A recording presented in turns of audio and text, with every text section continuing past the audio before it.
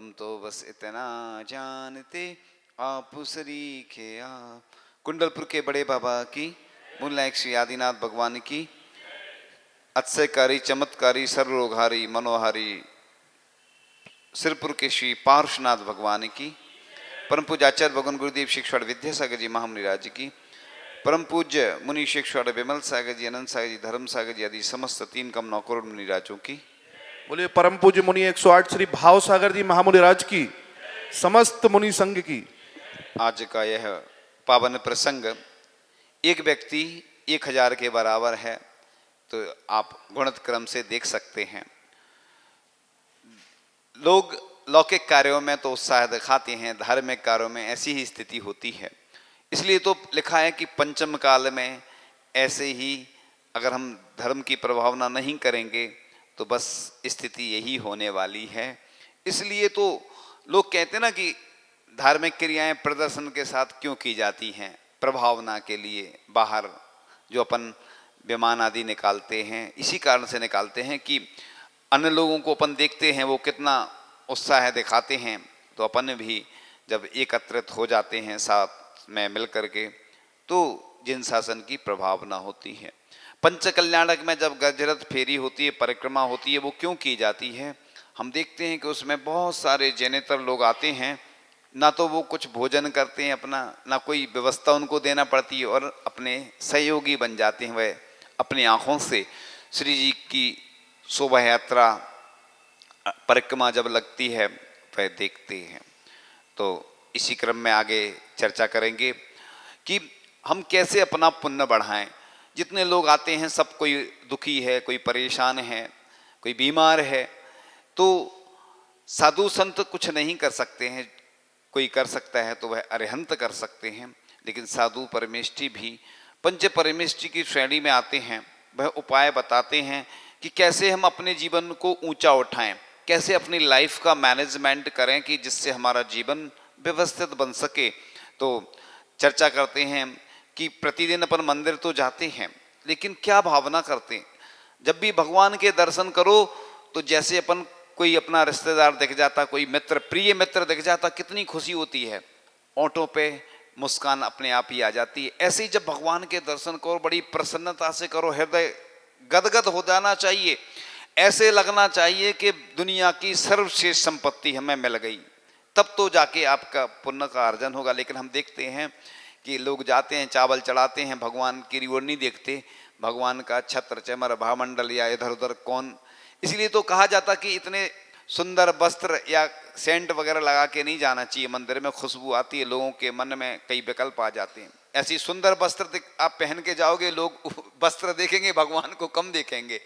इसलिए ऐसा भी नहीं कि आप कटे फटे वस्त्र पहन के जाओ, क्योंकि उमा स्वामी श्रावकाचार्य में निषेध किया गया है कि जो कटे फटे आदि वस्त्र पहनता है उसका पुण्य कमजोर होता चला जाता है। इसलिए जो भी मंदिर में धोती वगैरह रहती हैं, अखंड वस्त्र लिखा गया, तो वो भी व्यवस्थित होना चाहिए। अपने भी प्रतिदिन के वस्त्र हैं, तो कई लोग तो अलग से जैसे चाहे कुर्ता पजामा पहन के जाएं पुरुष वर्ग, तो अलग से वो शुद्ध पहन के जाते हैं, क्योंकि जिन वस्त्रों में अपन इधर उधर के कार्य करते रहते हैं वो अशुद्ध हो जाते हैं। क्या क्या उसमें अपन करते रहते हैं दिन भर, तो इसलिए मंदिर की ड्रेस अलग होना चाहिए, क्योंकि ड्रेस का भी एक अलग ही महत्व होता है। तो जो जिन मंदिर बनवाता है उस सुचेता को अपूर्व भोगोत्सव मिलते हैं, यानी वह जो उसने पुण्य इकट्ठा किया उसके माध्यम से वह जहाँ जाएगा उसको लोग सम्मान देते हैं। क्योंकि जिन्होंने भगवान का, 3 लोक के नाथ का सम्मान किया है, उसका सम्मान तो अपने आप सब जगह होता ही है। तो जो जिनेन्द्र भगवान की प्रतिमा शुद्धि विशुद्धि एवं श्रद्धा भावपूर्वक प्रसन्न चित्त होकर बनवाते हैं, वह देवो पुनीत सुख पाकर शीघ्र ही मोक्ष परम पद प्राप्त करते हैं। तो वर्णन चल रहा है कि तीनों कालों और तीनों लोकों में व्रत ज्ञान तप और दान के द्वारा जो मनुष्यों को पुण्य कर्म का संचय होता है, उससे अधिक भावपूर्वक जिन प्रतिमा बनवाने से होता है, जिसकी तुलना किसी से नहीं हो सकती, जिसका फल मनुष्य पर्याय में चक्रवर्ती आदि पद को पाकर भोगते हैं। इसलिए तो लोगों की आस्था प्रतिमा के प्रति विशेष होती है। जहाँ भी जब भी प्रतिमाएं विराजमान होती हैं तो शुरू में कई बार लोग अपनी भावना नहीं बना पाते, लेकिन धीरे धीरे बनती चली आती है। एक नगर है, करेली की बात थी कि प्रतिमा विराजमान होनी थी मूल नायक की, लेकिन जो राशि रखी गई उसमें लोग कह रहे थे बहुत ज़्यादा है। फिर बात ये हुई कि उस राशि के लिए लोग तैयार नहीं हो तो कम कर दी, राशि 71 कर दी। मान लो पहले 11 थी, आप समझ गए होंगे कुछ राशियां बताने में थोड़ा सा, हाँ कितनी होगी, बड़ी प्रतिमा थी तो एक तो आप लोग समझ ही जाते हैं संकेत में। अब फिर कई लोग आने लगे कि अरे 71 में मिल रही है तो बानी आदमी बहुत होशियार होता है, सस्ते में मिल रही, ले लो चलो। तो 2-3 लोग आ गए। अब महाराज जी ने कहा अब तो बोली लगेगी, तो बोली लगी तो पहले तो 11 में मिल रही थी, अब 31 में गई बोली। तो भगवान, लोग सोचते हैं कि हम भगवान को मूर्ख बना दें, भगवान का कम करवा दें। हमने लोगों से कहा तुम भगवान का कम करवा रहे थे इसलिए देखो तुम्हारा अपने आप बढ़ गया, पहले तो तुम लोग तैयार नहीं हो रहे थे 11 में, अब देखो जब कम कर दिया फिर ज्यादा लोग तैयार हो गए, तो अब उल्टी स्थिति बनी कि भगवान का फायदा हो गया। इसलिए कई बार नगरों में जब शांति धारा की बोली लगती है, प्रतिदिन लगती है, तो 100 रुपये में भी कोई तैयार नहीं हो। और जब बड़ा कार्यक्रम हो, तो एक बार छिंदवाड़ा में कार्यक्रम हो रहा था नए वर्ष पे, तो कितने की 3 लाख की बोली गई शांति धारा की। मतलब यानी इसलिए बोला जाता है कि जो भी कार्यक्रम करो, अभी MP नगर में मंदिर का हुआ उस दिन शिलान्यास, लोगों ने उम्मीद भी नहीं की होगी, उससे कई ज़्यादा लोगों के ऐसे भाव बने कि जब बड़ी योजना होती है तो लोगों के भाव अपने आप बनते चले जाते हैं। और लोग सोचते हैं कि अरे अभी तो दिया था, अभी तो दिया था। जैसे यहाँ के एक व्यक्ति हैं, है ना, जो कमेटी में हैं, आप समझ जाएंगे सारे में, क्योंकि किसी एक का नाम लेते तो लोग फिर लोगों को लगने लगता विकल्प। वो हर जगह जो भी कुछ कार्यक्रम होता है तो बोली लेते चले जाते हैं, लेते चले जाते हैं। सामने बैठे ना, तो क्यों लेते हैं बताओ आप? वो समझते हैं फायदा है, इतने कम में अगर मिल रही है तो नहीं लिया, तो ज़्यादा में तो कई बार फिर अनुकूलता नहीं बन पाती। क्यों? तो इसलिए हम तो कहते व्यापार, सही व्यापारी वही है जो मौका देख के काम करता है कि भैया इतने कम में मिल रही है, अपन ने अभी नहीं लिया, फिर जब बढ़ी जाएगी तो उसमें तो हम ले ही नहीं पाएंगे। तो लिखा है कि जो अरिहंत सिद्ध और मुनियों को श्रद्धा भाव पूर्वक नमस्कार करता है, वह जिन शासन के भक्तों से स्नेह पाता है और शीघ्र ही सम्यक मोक्ष मार्ग को प्राप्त करता है। इसलिए हमेशा जब भी देव शास्त्र गुरु की बात आती है तो अपने पास अनुकूलता नहीं है, समय नहीं है, फिर भी प्रयास करना चाहिए। हमने एक व्यक्ति का उदाहरण दिया था ना कि वो हमेशा अपने जेब में क्या करते रखते थे, चावल रखते थे और कपूर रखते थे, माचिस रखते थे। कोई महाराज जी रास्ते में मिल गए तो चावल चढ़ा दिए और आरती कर ली। ये पुण्य बढ़ाने के साधन है। लोग पूछते पुण्य कैसे बढ़ेगा हमारा, तो पुण्य कोई पेड़ में नहीं लगा, नहीं तो फिर आचार्य ऋषि सबको हम लोगों को बोल देते तुम लोग सबको मोक्ष हो जाए, हम साधना कर रहे, तुम्हें करने की जरूरत नहीं है। ऐसा नहीं चलता। आचार्य ऋषि अपनी साधना कर रहे हैं, उनके शिष्य अपने हिसाब से साधना कर रहे हैं, गृहस्थ लोग अपने हिसाब से साधना कर रहे हैं। कई लोग हैं व्रत उपवास नहीं करते, कहते हैं एक बार हमने उपवास किया था तो रात में खाना पड़ा था, इतनी भूख लगी। ऐसा नहीं, क्रम क्रम से करेंगे। ऐसे ही एक आसन है, अभ्यास तो करना ही पड़ेगा, क्योंकि अंतिम समय जब संलेखना आदि होगी तो आप सोचो, कई लोग आते हैं ग्रस्तों को लेके, महाराज जी इनको नमोकार मंत्र सुना दो, तो नमोकार मंत्र अब सुनाने से क्या होना, क्योंकि जिंदगी भर उसने वैसा, लेकिन फिर भी हो सकता है उसके परिणाम अच्छे हो जाएं। अंतर मुहूर्त पहले भी संलेखना ली जा सकती है, व्यक्ति के कब क्या कैसे परिणाम सुधर जाएं। जिंदगी भर व्यक्ति पढ़ता नहीं है, पढ़ाई नहीं करता, लेकिन परीक्षा के समय अगर कोई पढ़ लेता है तो पास हो सकता है, हो अनिवार्य नहीं। तो चर्चा चल रही थी कि जो स्वभाव से, भावों की निर्मलता से जिन भगवान को नमस्कार करता है वह पुण्य का घर होता है, पाप वृत्ति का अंश भी उसके पास नहीं रहता। यानी अगर आपको पुण्य बढ़ाना है तो सिर्फ और सिर्फ देव शास्त्र गुरु के अलावा कोई रास्ता नहीं है। क्योंकि लोग पूरे अमेरिका चले जाते हैं फिर भी ठीक नहीं हो पाते, अमेरिका चले जाओ तो भी रोग ठीक नहीं होगा, लेकिन भगवान की भक्ति जो आपने पूर्व में की उससे पुण्य का अर्जन होगा, और हो सकता है कि कुछ दिन बाद आपका जो असाता कर्म है वह साता में बदल जाएगा, तो आपका पुण्य बढ़ जाएगा, आप ठीक हो जाएंगे। तो मुख्य कर्म भी हैं, विद्या भेषज मंत्र तो ही हवनई, यानी पूज्यपाद स्वामी ने शांति भक्ति में लिखा है विद्याएं भी काम करती हैं। विद्याएं जो होती ना सब जानते हैं। भेषज माने औषधि भी काम करती है, विद्या भेषज मंत्र, मंत्र भी काम करते हैं, मंत्रों के द्वारा सिद्धियां होती हैं। लेकिन अपन लोग भगवान के जो अच्छे मंत्र होते हैं वही अपन उनकी जाप करते हैं। विद्या भेषज मंत्र तोई, यानी जल भी औषधि बन जाता है, ऐसा लिखा है। कल्याण कारकम ग्रंथ है, जैनाचार्य उग्रादित हुए हैं अपने, इतना मोटा ग्रंथ है कल्याण कारकम, आयुर्वेद का ग्रंथ है। पूज्यपाद स्वामी ने भी लिखा है आयुर्वेद का ग्रंथ, उसमें लिखा है कि जो वर्षा का जल है सर्वश्रेष्ठ होता है, अमृत की तुल्य कहा है वर्षा का जल।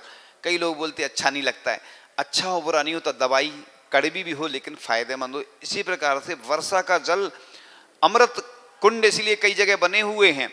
अभी खुरई में एक व्यक्ति ने बनाया है अपने घर में, नीचे जमीन में बनाया है, जैसे छोटा सा बस, और 1 साल तक उसमें जल रहता है। उसमें क्या सूर्य की किरणें नहीं जाना चाहिए और हवा आदि नहीं जाए, मतलब धूप नहीं जाए, तो बस उसमें थोड़ा चूने का कुछ रख देते हैं मटके में, वो उससे अभिषेक भी होता है कई बार जब जरूरत पड़ जाती है मंदिर में, और उससे उसका व्रती जीवन जो प्रतिमाधारी होते हैं, या जब भी मुनि महाराज आदि कोई श्रावक को जरूरत पड़ती है साधु के निमित्त से, आहार आदि के निमित्त से, तो उसका उपयोग होता है। वर्षा का जल देखो, अब कुओं की समस्या आने वाली है तो सबसे अच्छा, तो वो कल्याण कार्यक्रम में लिखा है कि मतलब स्वास्थ्य के लिए सबसे अच्छा होता है। अब लोग कहते हैं व्यवस्था नहीं हो पाती, तो इस बार तो बहुत बारिश हुई, तो जहाँ कुएं आदि की व्यवस्था नहीं है, सिंगापुर वगैरह में भी अभिषेक उसी से होता है, वर्षा के जल से। सिंगापुर में व्यक्ति हैं एक, उन्होंने बताया था कि हम जल इकट्ठा कर लेते हैं वर्षा का, उसी को उपयोग करते, और जब फिर बरसात होती है ना उसी में जीवानी डाल देते हैं। कुएं की जीवानी जिस कुएं से जल भरा जाता है उसी में डाली जाती है, और वर्षा का जल या नदी का भी जल उपयोग कर सकते हैं, नदी बहती रहती है, शुद्ध रहता है, और वहीं पर जीवानी डाल सकते। बोरिंग में भी कोई दिक्कत नहीं है, बोरिंग में बस बिलछानी जीवानी डलना चाहिए, व्यवस्थित जीवानी नीचे पहुंचना चाहिए, तो करते ही हैं आजकल, ये भी व्यवस्था हो गई है। तो चर्चा चल रही थी कि जो जिनेंद्र को भावपूर्वक उनके जैसे गुणों को प्राप्त करने की भावना से स्मरण करते हैं, उनके करोड़ों भवों के संचित पाप कर्म शीघ्र नष्ट हो जाते हैं। इसलिए जिस नगर में जहाँ के जो मूल नायक हैं, जिस मंदिर के जो मूल नायक हैं, देखो नगर के मूल नायक अलग होते हैं, उस मंदिर के मूल नायक अलग होते हैं, वेदी के मूल नायक अलग होते हैं। वैसे तो 24 तीर्थंकर बराबर हैं, लेकिन प्रतिष्ठा ग्रंथों में ऐसी व्यवस्था इसलिए दी गई, जैसे अपन कमेटी अध्यक्ष चुन लेते ना, अपनी समाज चुन लेती है कि भैया एक ही व्यक्ति, आचार्य श्री भी कोई कोई महाराज जी को बड़ा बनाते थे, आर्य संघ में भी कोई को बड़ा क्यों बनाते, क्योंकि बड़े के हिसाब से जो भी व्यवस्थाएं हैं, जो भी संकेत होंगे, मान लो 30-40 का संघ है और भी बड़ा संघ है, तो पूरे सबको थोड़ी बताई जाएगी व्यवस्था। तो मूल नायक का मतलब होता है पूरे मंदिर के अलग होते हैं, जैसे इधर आदिनाथ भगवान को मानते अपन मूल नायक, वेदी के अलग अलग होते हैं। तो मूल नायक इतने पावरफुल होते हैं, जब भी कोई काम करो, आपके यहाँ कोई भी काम हो, आप सबसे पहले श्रीफल दाहिनी ओर, यानी भगवान का दाहिनी ओर से हम लोग भी दर्शन करते ना, फिर ऐसा नहीं है कि दाहिनी ओर नहीं बन रही व्यवस्था, दाहिनी ओर श्रीफल चढ़ाएं भगवान को। और प्रतिदिन जहाँ जहाँ अभिषेक शांति धारा होती है, सबसे पहले मूल नायक भगवान का अर्घ्य चढ़ाना चाहिए। फिर जिन भगवान का अभिषेक किया है उन भगवान का, नहीं तो वृषवादी वीरांतेभ्यो चतुर्विंशति तीर्थंकरेभ्यो, यानी 24 तीर्थंकर का उसमें लिखा रहता ना, जो विधि है, जो अभिषेक विधि, उसमें 24 तीर्थंकर का। और जिस उसमें आदत ना कि आता है ये अभिषेक की विधि में बड़े उत्साह के साथ करना चाहिए। सहपुरा भिटोनी एक जैन समाज है, जहाँ पर परम पूज्य मुनि श्री वीर सागर जी महाराज आदि व्यापक मुनि श्री वीर सागर जी महाराज, जो हमारे साथ दीक्षित हुए, जो सबसे बड़े महाराज जी हैं हमारे ग्रुप के, वो वहाँ चतुर्मास कर, उधर ऐसा अभिषेक होता है, अगर आप देख लोगे ना तो ऐसे लगे स्वर्गों में आ गए हों। बड़े उत्साह के साथ बजाते हुए उत्साह पूर्वक करना चाहिए, क्योंकि मांगलिक क्रियाएं जैसे मंगल उद्बोधन होता है ना, मांगलिक क्रियाएं मंगल के साथ मांगलिक क्रियाएं संपन्न की जाती हैं, उसमें उत्साह भी आता है लोगों में। इधर भी बहुत अच्छे से होता है, थोड़ा सा इधर वो कमी है, वो उधर देखते हैं कि बड़े संगीतमय, संगीतकार को नहीं बुलाना प्रतिदिन, लेकिन ऐसे वाद्य यंत्र के साथ बड़े उत्साह के साथ, तो लोग ऐसे अगर क्रियाएं करेंगे तो अपन को पुण्य का अर्जन ज्यादा होता है।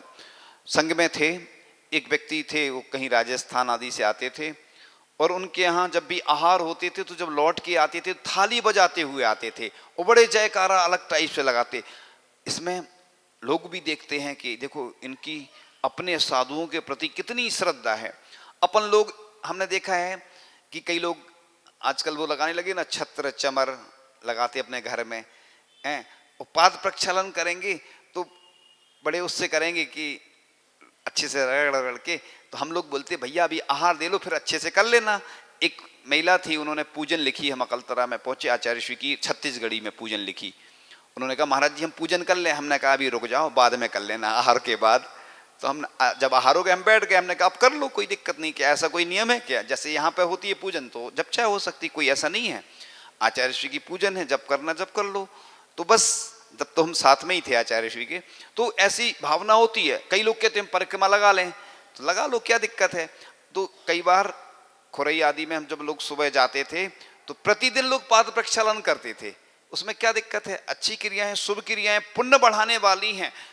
एक बार हमने बताया होगा कक्षा में कि 1008 तरीके हैं पुण्य बढ़ाने के। तो कोई पूछ रहा था महाराज जी बताओ, हमने कहा धीरे धीरे बता पाएंगे, क्योंकि जैसे जैसे समय मिलेगा, अनुकूलता मिलेगी, तभी तो बता पाएंगे कि पुण्य बढ़ाने के इतने तरीके हैं कि आप करोड़पति अरबपति बन सकते हो पुण्य के मामले में।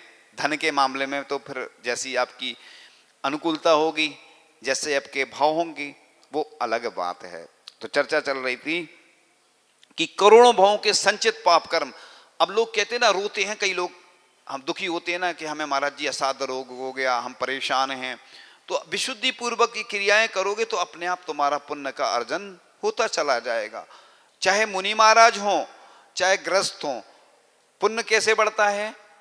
भक्ति से। हम भी वही काम करते हैं, आचार्य जी भी वही काम करते हैं, और आप भी वही काम कर सकते हो। इसके अलावा दुनिया में और कोई तरीका पुण्य बढ़ाने का कहीं पे नहीं है। कोई ऐसी दुकान नहीं है जहां के खरीद लो कि पुण्य कोई पेड़ पे लगा है, फल तोड़ के और दे दो भैया, या हम अपना ट्रांसफर कर दें पुण्य आपको। तो किसी का किसी को ट्रांसफर नहीं होता है पुण्य। आप चाहें तो अपना जीवन इतना अच्छा बना सकते हो।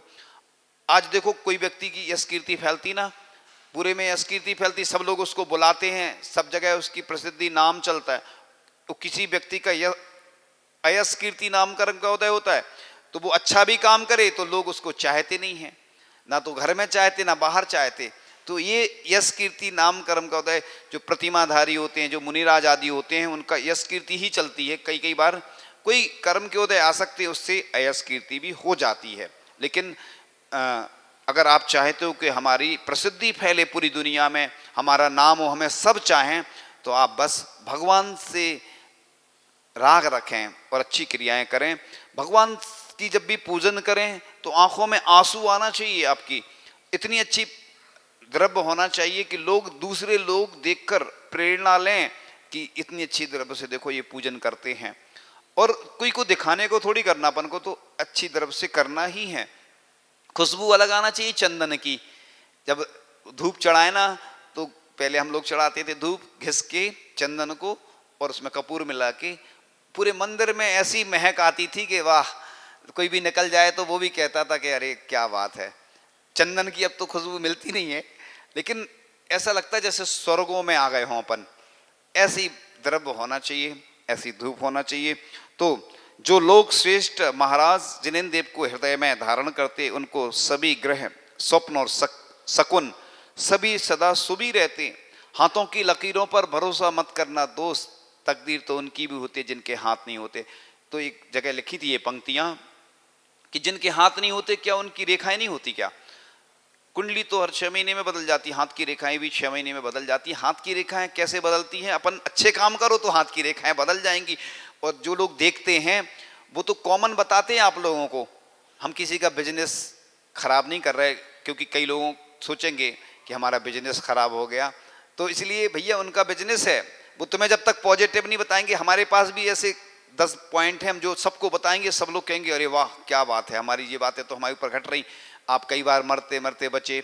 आप जो भी काम करते हो हमेशा आपको उसमें कई बार परेशानियां जाती हैं। ऐसे कई पॉइंट हैं, कॉमन होते, सबके ऊपर लागू होते हैं। इसलिए आपकी हाथ की रेखाएं, कुंडली सब बदल जाती है। अब तो अच्छे काम करो बस, हमें तो सबसे ज़्यादा पावरफुल बस जिनेंद्र भगवान ही हैं, और उनके अलावा कहीं कोई शरण नहीं है। दुनिया में आप कहीं भी घूम के आ जाओगे और आना भगवान की शरण में ही पड़ेगा, तभी आपके काम होंगे। इसलिए पहले ही भगवान को श्रीफल अर्पण करके जाओगे तो अच्छा काम होगा। इसलिए कहा जाता है कि सबसे पहले जैसे अपन घर में उद्घाटन करते हैं ना मकान का, तो विधान आदि किए जाते हैं। जब भी बच्चों की जो क्रियाएं होती है ना, तो टेम्पल डे 40 दिन या 45 दिन में टेम्पल डे होता है, यानी मंदिर जाने का दिन। लेकिन लोग, पूज्य सुधा सागर जी महाराज जी बोलते ना कि बच्चे को जिस दिन मंदिर का पहला दर्शन कराओ, बड़े उत्साह के साथ जाना चाहिए, तो लोग वो नहीं करते। जन्मदिन, 10 टोन, ये वो क्रियाएं तो करेंगे। भगवान का प्रथम दर्शन अच्छे से कराओगे तो बस उसका जीवन अच्छा बनेगा, क्योंकि उसका जीवन तभी अच्छा बनेगा जब प्रथम दर्शन वह कर रहा है और अच्छे से करेगा, तो उसका जीवन अच्छा बनेगा। अपन लोग लौकिक कार्यों में बहुत आनंद लेते हैं। हम देखते हैं कि जब भी मंदिर में भी ये होती है ना, जो भी क्रियाएं होती हैं मंदिर में, प्रतियोगिताएं वगैरह होती हैं और भी कर, उनमें बढ़ चढ़कर हिस्सा हो। एक बार एक नगर की बात थी, उस नगर का नाम लेना नहीं चाहूँगा, बड़ा नगर था, और महावीर जयंती उधर सब मिला के जितने भी जैन संप्रदाय हैं, जैन समझ गए ना, सभी जैन, तो सब मिलकर मनाते हैं। तो प्रवचन जब हो रहे थे तो लोगों की भीड़ नहीं थी, लेकिन जब भोजन हो रहा था तो इतनी भीड़ थी कि हम लोग पास में थे तो आवाज़ आ रही थी। तो कई लोग बोलते हैं कि अगर कोई कार्यक्रम अच्छे से संपन्न करना हो तो एक आना फ्री, एक खाना फ्री, 2 चीज़ें रख दो, तो बोलते कि अच्छे आती है भीड़, बिना बुलाए भी आ जाते लोग। निमंत्रण किसी को नहीं देना पड़ता, बस लिख दो कि भोजन की समुचित व्यवस्था है। तो देखो आप लोग राग रंग में कितना आनंद लेते हैं। उसी प्रकार से वैराग्य में भी आनंद लेंगे तो आपका निश्चित रूप से ही जीवन सफल होगा। तो बात चल रही थी कि जो इस सम्यक विधि से धर्म का सेवन करते हैं वह शीघ्र ही भव्यत्व को प्राप्त करते हुए 3 लोक के शिखर पर सिद्ध भगवान बन के विराजमान होते हैं। आप जब भी स्नान करो यही भावना से करो कि हमें अभिषेक करना है, हमें शांति धारा करना है, हमें पूजन करना है, हमें आहार दान करना है। जब भी घर से कहीं भी जाओ तो कोई ना कोई मंदिर के दर्शन करो, सिद्ध जो भी अक्षय क्षेत्र हैं, सिद्ध क्षेत्र हैं, उनकी वंदना जरूर करना, उससे आपका पुण्य है ना प्रबल होगा। चतुर्मास में कई लोग नियम ले लेते हैं कि हम जाएंगे नहीं, अष्टानिका में नियम ले लेते हैं कि हम कहीं बाहर की यात्रा नहीं करेंगे। तो ऐसे ऐसे लोग हुए हैं कि जिन्होंने अपने पुण्य को ऐसे ही बढ़ाया है। अब आज देखते ना, पहले लोग वाहन से कम जाते थे, ट्रेन से जाएंगे ना, तो ट्रेन तो चल ही रही है तो आपको दोष नहीं लगा। जो प्रतिमाधारी हैं उनके लिए विशेष रूप से बोल रहे हैं, सामान्य लोग तो करते रहते हैं, लेकिन बस से जाओगे तो कम दोष लगता, अपने वाहन से जाएंगे, जिसने वाहन किया उसको पूरा दोष लगता है। इसलिए अपन कोई दूसरा कर रहा है तो साथ में हो जाओ, बात अलग है, प्रयास करना चाहिए जो प्रतिमाधारी हैं। तो हम लोग तो इसलिए कई बार कोई आता है, महाराज जी नई गाड़ी खरीदी आशीर्वाद दे दो, तो वाहन के लिए आशीर्वाद नहीं देते हम लोग, क्यों, दोष लगेगा उसमें। घर बना है, दुकान बनी है, हाँ आप कोई अच्छा कार्य करने जा रहे हैं, वैराग्य मार्ग पे बढ़ रहे हैं तो आशीर्वाद रहता है। प्रतिमा विराजमान कर रहे हैं, मंदिर संबंधी तो हम लोग फिर भी थोड़ा बहुत मार्गदर्शन दे देते हैं। मंदिर भी साधु बनवा नहीं सकते, कोई बनवा रहा है प्रेरणा दे सकते हैं, मार्गदर्शन प्रेरणा दे सकते हैं, सानिध्य प्रदान करते हैं जैसे आचार्य भगवान करते हैं, लेकिन अलग से बताने में भी बहुत सारे दोष लगते हैं। इसलिए तो पंच कल्याणक के लिए लोग आते हैं निवेदन करने, तो आचार्य श्री जब आशीर्वाद देते हैं तभी हम लोग पहुंचते हैं। इसलिए प्रतिष्ठाचार्य को रखा जाता है कि प्रतिष्ठाचार्य ही सब व्यवस्था बना देता है। तो आगे चर्चा चल रही थी कि जिन प्रतिमा के दर्शन करने का चिंतवन इच्छा करने से, अगर आपने भगवान के दर्शन की इच्छा कर ली तो कितने उपवास का फल मिलता है, 2 उपवास का फल मिलता है। फ्री में उपवास हो रहा है, बताओ उपवास करना भी नहीं पड़ेंगे और उपवास हो जाएंगे, क्योंकि कई लोग उपवास से डरते हैं, इसलिए ये उपवास के बराबर फल बताया है। क्योंकि उपवास से अपन लोग समझ जाते हैं कि इतना फल मिलेगा। लोग सोचें कि तत्वार सूत्र पढ़ने से कितने उपवास का फल मिलता है, हैं? तो लोग दिन भर 24 घंटे का पाठ रख लो तत्वार सूत का, तो कितने उपवास हो जाएंगे?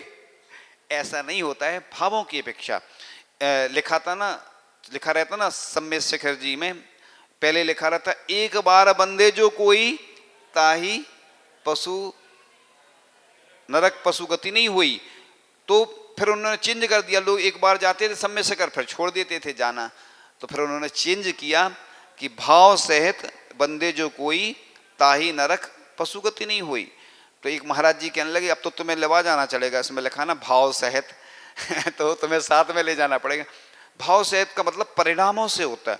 जैसे माला होती ना, माला दिन भर फेरते कई लोग, उतना पुण्य कार्य नहीं होता। कोई एक भी माला अच्छे से फेरे, आचार्य जी बोलते लगभग 10 मिनट लगते, कोई की 7 मिनट, कोई को 5 मिनट, अपनी अपनी स्पीड से होता है। एक बार तो एक व्यक्ति कुंडलपुर में बैठा था, ऐसी माला चल रही थी, हमने देखी। अब उस समय वीडियो नहीं बनती थी ना क्योंकि अगर वीडियो बनाता कोई, इतनी स्पीड में, मैंने कहा जी माला फिर रहे कि क्या कर रहे, इतनी स्पीड में। ऐसे माला फिरने से मंत्र खंडित होते हैं।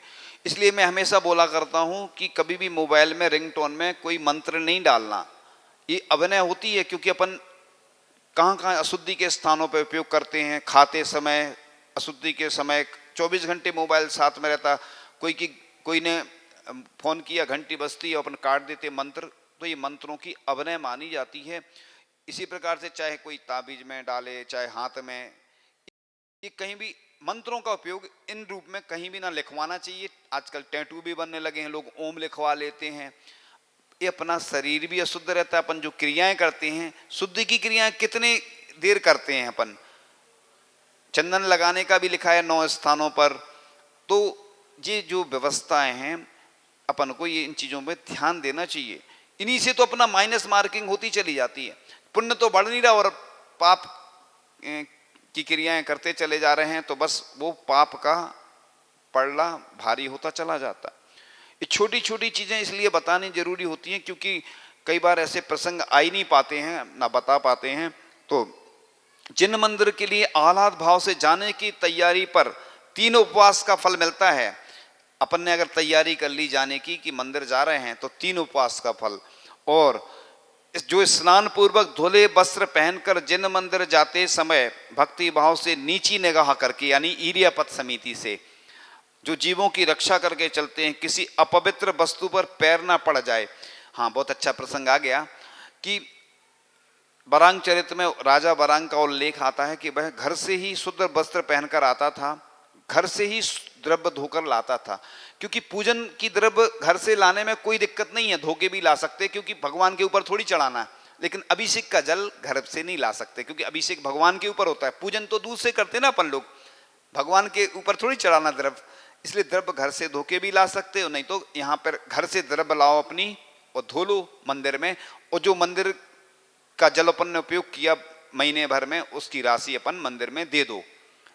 मंदिर में जो जो भी वस्तु उपयोग करते हैं वो अगर अपन देते हैं तो फिर उसमें कोई दोष नहीं लगता निर्माल्य का। तो बात, और राजा बरंग अष्ट मंगल द्रव्य अष्ट प्रातिहार प्रदर्शित करते हुए, उसमें उल्लेख है बरांग चरित्र में, आचार्य श्री ने नेमावर में स्वाध्याय किया है उसका बरांग चरित्र का। तो प्रदर्शित करते हुए, जो अपन आज अभिषेक करते समय करते ना, छत्र चमर अर्पण करते ना भगवान को, स्वाहा नहीं बोलना उस समय, क्योंकि स्वाहा माने तो द्रव्य चढ़ा दिया मतलब स्वाहा हो गया। अब फिर उसको द्वारा नहीं, निर्माल की कोटि में आ जाता। इसलिए अपन जब मंत्र पढ़ते हैं, कोई मंत्र की जाप करते हैं, तो आचार्य श्री कहते हैं नमः बोलना चाहिए। और जब अर्घ समर्पित करते तो स्वाहा बोलना चाहिए। और कोई मंत्र लिखा ना, ओम ह्रीम श्रीम क्लीम एम बड़े बाबा अरहम नमा, अगर जाप करते हैं और अर्घ चढ़ा रहे हैं, द्रव्य अर्पण कर रहे हैं, तो स्वाहा बोलते। ये आचार्य श्री ने बताया था। तो बात चल रही थी कि धुले वस्त्र पहनकर, कई लोग वाहन से भी आते हैं, तो ये ठीक नहीं है। क्योंकि वाहन कैसा रहता है? अशुद्ध रहता है। वाहन कैसा रहता? अशुद्ध रहता। और अपन कहीं रास्ते में आ रहे हैं, शुद्धि के वस्त्र पहनकर रास्ते में कोई गाड़ी निकल गई, तुम्हें दिख नहीं रही, इसलिए शुद्धि नहीं मानी जाती है अभिषेक में और आहार में। आहार में जो आते हैं, कई लोग हमें बता देते हैं कि महाराज जी वो ऐसा करते हैं, अपन किसी को बोले नहीं, या हम लोगों को अलग से बता भी सकते हैं तो हमें जानकारी हो जाएगी, तो उसको फिर अपन मना करेंगे। क्या होता है ना, समाज में ये बहुत सारी समस्या आती हैं। किसी का कुछ बोल देता है और वो आके फिर कहते हैं कि महाराज जी किसने बोला, आप नाम बताओ। तो हम नाम किसी का नहीं बताते, इसलिए क्योंकि ये बात आपकी जानकारी में होना चाहिए कि ये काम ठीक नहीं है। अभिषेक आपको करना है तो या तो घर से आके यहीं पे वस्त्र बदलो, या फिर घर से पैदल आ रहे हैं तो कोई फिर दिक्कत नहीं है। अब कई लोग बोलते हैं कि महाराज जी रास्ते में बहुत सारी चीजें डली रहती हैं, ये तो अपना विवेक है, अपन देख के चलें। आपने देखा मुनि महाराज आहार को निकलते हैं तो कुछ पहनते हैं क्या?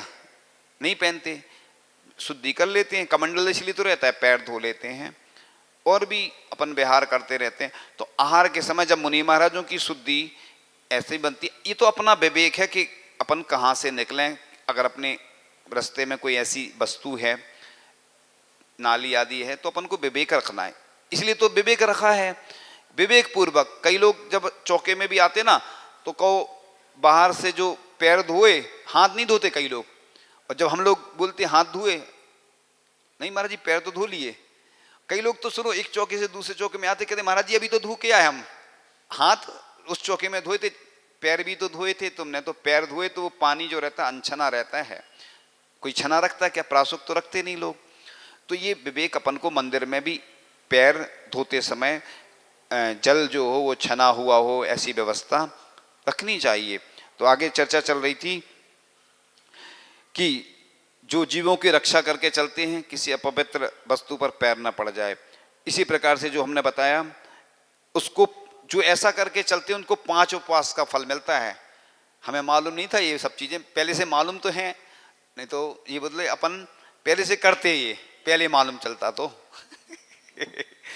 अब तो अलग ही बात है, लेकिन बहुत अच्छा है, इतने सारे उपवास का फल मिलने वाला है। तो इसी के साथ यदि घर से बहुत दूर नहीं है तो अपने घर से मंदिर पहुंचने पर 12 उपवास का फल मिलता है। जिन्हें बिना सवारी के जो चलता है उसको कितने उपवास का फल मिलता है? 12 उपवास का। और जिन दर्शन के लिए पूरी श्रद्धा, आत्मरुचि और किससे जिन मंदिर के निकट आ जाने पर 15 उपवास का फल मिलता है। इसलिए जिन दर्शन की महिमा बताई जा रही, क्योंकि लोगों को जब बताया जाता है ना, क्योंकि आजकल ऐड का जमाना है, विज्ञापन आता है ना, जितना अच्छा विज्ञापन होता है उतनी ज़्यादा वस्तु बिकती है। तो जब तक उस चीज़ की महिमा नहीं बताई जाएगी तब तक लोग करते नहीं हैं। तो जिन मंदिर के शिखर का और मंदिर का दर्शन समस्त कलुषित परिणामों को नाश कर 1 माह के उपवास का फल प्रदान करता है। एक बार हम आचार्य श्री की जन्मस्थली जो सदलगा, वहाँ पर पंचकल्याणक था, जा रहे थे, पूर्व ब्रह्मचारी अवस्था की बात थी, ट्रेन से। तो मालूम चला कि एक स्टेशन पर ट्रेन बहुत देर तक रुकती है, वहाँ पर देव दर्शन हो जाएंगे। पूजन तो ट्रेन में कर ली थी, अब लंबी यात्रा है तो गए दर्शन करने दिगंबर जैन मंदिर के। दौड़ते दौड़ते गए, लोगों से पूछते पाछते, तो वो दिगंबर मंदिर नहीं था, दूसरा मंदिर था, श्वेतांबर मंदिर। वहाँ से आ गए, फिर पूछते पूछते दिगंबर मंदिर के शिखर के दर्शन हो पाए। अंदर जाते तो ट्रेन छोड़ के गए थे, ट्रेन में सामान रखा था, तो फिर वापस आए दौड़ते दौड़ते। और ऐसे शिखर के दर्शन भी अगर हो जाते, नवदेवता में आते हैं तो चल जाता है। विपरीत परिस्थितियों में ऐसी स्थिति बन सकती है, हो जाती है। तो अपन का अगर देव दर्शन का नियम है तो ऐसा करना चाहिए। अब वर्तमान में हम लोग जब विहार करते हैं तो हम लोगों को मंदिर की आवश्यकता नहीं होती है, क्योंकि अष्टपावड़ ग्रंथ में आचार्य कुंद स्वामी ने लिखा है कि ये मुद्रा जो जिन मुद्रा है स्वयं चैत्यालय है, और भी कई उपमाएं दी हैं। तो इसलिए मुनि महाराज को जरूरत नहीं पड़ती है, एक दूसरे के भी दर्शन हो जाते हैं। संग में थे तो आचार्य श्री के दर्शन हो जाते थे। श्रावकों को भी जब देव दर्शन का जिनका नियम रहता है तो वो वह प्रायश्चित आदि कुछ ले लेते हैं, और नहीं तो जैसे हर जगह ऐसी व्यवस्था होना चाहिए। जैसे यहाँ पर हबीबगंज में जो मंदिर बन रहा है ना, और भी कई मंदिर ऐसे बीच में पड़ते हैं, शंकराचार्य नगर में, और भी ऐसे इस खुरई में भी मंदिर हैं, और भी अन्य जगह मानस्तंभ हैं, मंदिर ऐसे बनते हैं कि दर्शन हो जाते हैं, तो वह मान्य हैं। ऐसी व्यवस्था हर जगह तो हो नहीं पाती है। विदिशा में भी दिखेंगे भगवान, जब प्राण प्रतिष्ठा भगवान की हो जाएगी ट्रेन से ही। तो इस प्रकार का अगर कोई का नियम रहता है तो वो कई प्रायश्चित आदि लेकर बाद में कर लेते हैं। कई लोग जो प्रतिमाधारी होते हैं तो वो बीच में ब्रेक जर्नी कर लेते हैं। अब कई लोग पूछते हैं ना कि सामयिक हो जाती है क्या गाड़ी में, वाहन में। अब वाहन इधर से उधर जा रहा है, अपना जो आवर्त करते हैं ना अपन, चारों दिशाओं की मर्यादा बांध लेते हैं ना, तो गाड़ी तो इधर से उधर जा रही चल रही है तो मर्यादा वो खत्म हो जाती है। माला तो फेर सकते हैं, माला फेरने में कोई बाधा नहीं है, चाहे ट्रेन में हो चाहे वाहन में। तो शुद्ध छने जल से पैर धोकर परम आनंद के अनुभव को प्राप्त करके मंदिर में प्रवेश करते करते समय निश्चय बोला जाता है। जिन प्रतिमा को देखते ही नमोस्तु नमोस्तु कहते हैं तब 6 माह के उपवास का फल मिलता है। निश्चय क्यों बोलते हैं अपन? क्योंकि कोई देव वगैरह हैं रास्ते में, ये घंटी जो बजाई जाती है इसलिए बजाई जाती क्योंकि देव लोग कहीं भी रहते हैं, और मुख्य रूप से जो पीपल के पेड़ होते हैं, नीम के पेड़ होते हैं और इमली के पेड़ होते हैं, इनमें रहते हैं। एक महिला थी, उसको कुछ हो गया और किसी के पास ले गए, उससे पूछा तो उसने बताया तुम वहां गई थी ना बीनावारा में? हाँ। उधर वो इमली का पेड़ लगा? हाँ। उधर तुमने अशुद्धि का कोई काम किया था? हाँ किया था, इसलिए वो लग गए। इसलिए अपन निश्चय हर जगह बोलना चाहिए। मंदिर में तो बोलते ही हैं, इसके अलावा जहाँ भी अशुद्धि के कार्य होते हैं मंदिर में तो विशेष रूप से, और अन्य जगह भी, हम लोग भी जब किसी घर में प्रवेश करते हैं, नगर में जब रुकते हैं तो पहले निश्चय करके और 9 बार नमोकारण पढ़ के कि जब तक यहाँ रुकेंगे, है ना, तब तक के लिए 9 बार नमोकारण पढ़ के, और जब सुबह आते हैं वहाँ से यानी विहार करते हैं तो अस्सही बोल के आशीर्वाद देते हैं उनको। किनको? जो वहाँ रहते हैं ना, तुम्हारा कल्याण हो, और विहार कर जाते हैं। और जब स्थायी रूप से जहाँ रुकते हैं तो आव्रत आदि करके चातुर्मास के हिसाब से। तो ये प्रक्रिया सामान्य लोगों को तो लिखी है, मुनिराजों को जब लिखी है, क्योंकि जैसे कोई की जगह है, अपन किसी के घर में बिना घंटी बजाए घुस जाओ तो वो अच्छा नहीं है। इसी प्रकार से अपन मंदिर में जब प्रवेश करते हैं, या जो हमने बताए हैं जो स्थान इस टाइप के होते हैं, गुफा होती हैं, ऐसे शून्य स्थान होते हैं, उन पर व्यंतर आदि रहते हैं, और उधर तुमने कोई अशुद्धि का काम किया तो बस वो तुम्हें लग जाएंगे। अब लग जाएंगे तो फिर ऊपरी बाधा हो जाती है, तो परेशान हो जाते हैं लोग।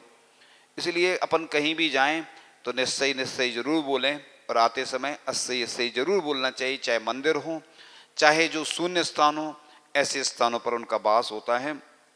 थोड़ा सा और कह के फिर आगे और विषय आ रहा है कि जिन देव के सम्मुख बीतराग भगवान के गुणों की महिमा से भीग कर उनका गुणगान करते हैं तब 1 वर्ष के उपवास का फल प्राप्त होता है।